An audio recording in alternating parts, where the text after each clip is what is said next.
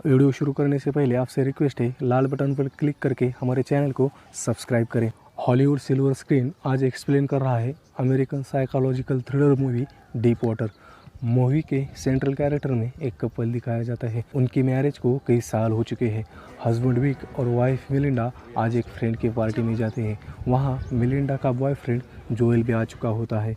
सब party enjoy कर रहे होते, वहीं मिलिंडा और जोएल इंटीमेट होते दिखते हैं और ये सब विक अपनी आंखों से देख रहा होता है। और विक के फ्रेंड्स भी उसे कहते हैं कि तुम इसका कुछ क्यों नहीं करते, लेकिन विक नज़रअंदाज कर देता है। मानो विक को कोई एतराज़ नहीं कि बीवी का किसी के साथ भी रिलेशनशिप होगा, किसी के साथ भी चक्कर हो। बाद में और जोएल बातें करते हैं। जोएल कहता है, मैं तुम्हारे बीवी के इतने करीब हूँ, ये देख कर भी तुम्हें कोई फर्क नहीं पड़ता। फिर विक कहता है, हाँ मुझे कोई फर्क नहीं पड़ता, लेकिन तुमने एक बात नोटिस की होगी, मिलिंडा का पहला बॉयफ्रेंड जो कि मार्टिन था और वो टाउन में नहीं दिख रहा और वो दिखेगा भी नहीं, क्योंकि मैंने ही उसे मारा है और जो भी मिलिंडा के करीब आएगा मैं उसे दर्दनाक मौत दूंगा। यह सुनकर जोएल पार्टी से भाग जाता है। फिर मिलिंडा और विक घर जाते हैं। मिलिंडा और विक की एक बेटी है जिसका नाम ट्रिक्सी है और ट्रिक्सी को संभालने के लिए एक बेबी सिटर रखी होती है और बेबी सिटर के सामने ही मिलिंडा अपने सारे कपड़े उतार देती है। फिर विक बेबी सिटर से कहता है मिलिंडा ओपन माइंडेड है और वो ब्राजीलियन है, इसलिए वहाँ का कल्चर भी कुछ ऐसा है, उस पर तुम मत ध्यान दो। इसके बाद हमें कुछ स्नेल्स दिखाई देते हैं जो कि विक की हॉबी है, स्नेल्स को संभालना, और उसने घर के एक रूम में स्नेल्स कल्चर भी तैयार किया है। अगले दिन जब विक ट्रिक्सी को स्कूल छोड़ने जाता है तो ट्रिक्सी की स्कूल टीचर मार्टिन के खून के बारे में पूछती है और कहती है जोएल ये बातें सब टाउन में फैला रहा है, लेकिन जाने दो, तुम्हारा आइडिया ये काम कर गया, अब जोएल टाउन में दिखेगा नहीं। यह बात विक के दोस्तों को भी पता चल जाती है और दोस्त उसे खून के बारे में पूछने लगते हैं। विक कहता है, नहीं मैंने उसे बस मजाक में कहा था। वो घर आता है और ये बात अब तक मिलिंडा को भी पता चल जाती है और मिलिंडा उससे झगड़ने लगती है और जोएल को भी धमकाया है, ये भी बात उसे पता चली होती है। और मिलिंडा विक से कहती है कि मैं जोएल को डिनर के लिए बुला रही हूँ और उसे तुम्हें सॉरी कहना होगा। रात को डिनर के बाद जोएल और मिलिंडा एक साथ इंटीमेट होते हैं और ये सब विक अपने आंखों से देख रहा होता है और गुस्से में आकर घर में तोड़फोड़ करने लगता है। दोनों बाहर आते हैं। विक जोएल को कहता है कि मार्टिन को मैंने ही मारा है और उसके सर पर हैमर मार मार के मार डाला है और मैं तुम्हें सॉरी भी नहीं कहूंगा। फिर जोएल वहाँ से चला जाता है। दूसरे दिन एक फ्रेंड की पार्टी में जाते हैं। वहाँ डॉन नाम का राइटर मिलता है और अपने आप को राइटर बताता है और कहानियां लिखता हूँ ऐसा कहता है और विक से पूछता है कि तुम क्या करते हो। विक अपने आप को सॉफ्टवेयर इंजीनियर बताता है। दोनों में बातचीत के दौरान मन ही मन अनबन हो जाती है। डॉन कहता है, मार्टिन का खून तुमने किया है। विक कहता है, नहीं मैंने बस उसे मजाक में कहा था। पार्टी में जब विक ट्रिक्सी की स्कूल टीचर कैली के साथ डांस करता है तो कुछ ज्यादा ही जेलसी फील करती है और जब घर जाते हैं तो दोनों इंटीमेट होते हैं। कुछ दिनों बाद विक को पता चल जाता है कि मिलिंडा पियानो क्लासेस ले रही है और उसका नया बॉयफ्रेंड चार्ली जो कि पियानो टीचर है। यह बात उसके दिमाग में इस तरह फिट हो जाती है, वो इमेजिनेशन करने लगता है कि दोनों इंटीमेट हो रहे हैं। और आज रात मिलिंडा घर पर भी नहीं आई होती, इसलिए उसका शक और बढ़ जाता है। अगले दिन जब मिलिंडा घर पर आती है तो दोनों में नोकझोंक हो जाती है। मिलिंडा कहती है, हाँ मैं चार्ली के साथ ही थी और क्वालिटी टाइम स्पेंड कर रही थी। विक कहता है, हमारी फैमिली है, हमारी एक बेटी भी है, लेकिन मिलिंडा कहती है वो तुम्हारी चॉइस थी। इससे यह पता चलता है कि मिलिंडा सिर्फ ओपन रिलेशनशिप रखना चाहती थी, ना कि फैमिली बनाना। फिर एक पार्टी का सीन दिखाया जाता है जहाँ सब पार्टी एंजॉय कर रहे होते हैं। वहाँ तभी मिलिंडा का बॉयफ्रेंड जो कि पियानो टीचर है वो भी वहाँ आता है। वहाँ आकर मिलिंडा के रिक्वेस्ट के बाद वो पियानो बजाता है और मिलिंडा एंजॉय करते हैं। बाद में विक मिलिंडा को ढूंढता है और ऊपर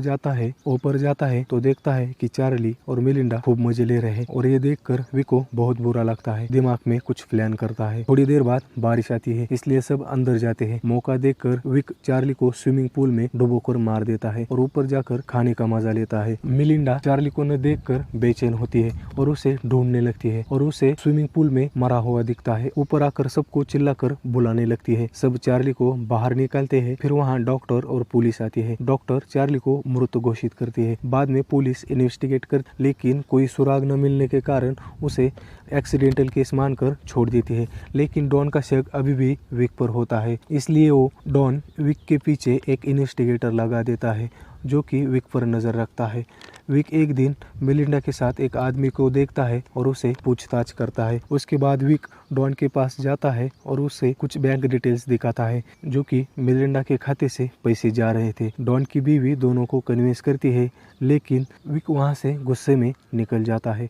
लेकिन विक का प्रॉब्लम डॉन नहीं बल्कि उसकी बीवी होती है, जो अभी मिलिंडा का कॉलेज फ्रेंड टोनी है उसके साथ रिलेशनशिप में है। ये देखकर विक और फ्रस्ट्रेट हो जाता है। उसी रात जब मिलिंडा और टोनी बात कर रहे होते हैं, विक सुनता है कि दोनों अमेरिका छोड़कर ब्राजील शिफ्ट हो रहे हैं। अगले दिन टोनी घर पर जाता है और दोनों एंजॉय करते हैं। फिर अगले दिन विक टोनी को मार्केट से पिक करता है और उसे कहता है कि मिलिंडा ने कुछ प्रॉपर्टी डील करने के लिए मुझे तुम्हें लेने के लिए भेजा है। ऐसा कहकर वो गाड़ी में बिठा देता है और गाड़ी को जंगल की ओर ले जाता है। फिर दोनों गाड़ी से उतर जाते हैं और टोनी जब आगे चलकर मिलिंडा के बारे में पूछता है तो विक वहाँ का पत्थर उठाकर टोनी के सर पर मार देता है। टोनी नीचे गिर जाता है और उसकी वहीं पर मौत हो जाती है। विक टोनी का वॉलेट निकाल देता है। फिर विक उसे छिपाने के लिए बड़े पत्थर से बांधकर नदी में डुबाता है और विक घर पर आता है। शांति से कुछ दिन निकल जाते हैं और मिलिंडा एक दिन घूमने का प्लान बनाती है और घूमने निकल जाते हैं और सभी उसी जगह घूमने जाते हैं। उसी टाइम विक की बेटी उस रिवर के पास जाती है और विक उसे लेकर आता है, लेकिन उसे टोनी की सड़ी हुई बॉडी ऊपर आती दिखती है। जल्दबाजी में दोनों को लेकर घर आता है और दूसरे दिन बॉडी को ठिकाने लगाने के लिए साइकिल पर जंगल की ओर जाता है। डेड बॉडी को ठिकाने लगाते समय डॉन भी वहाँ आ जाता है और पूछता है कि तुम यहाँ क्या कर रहे हो।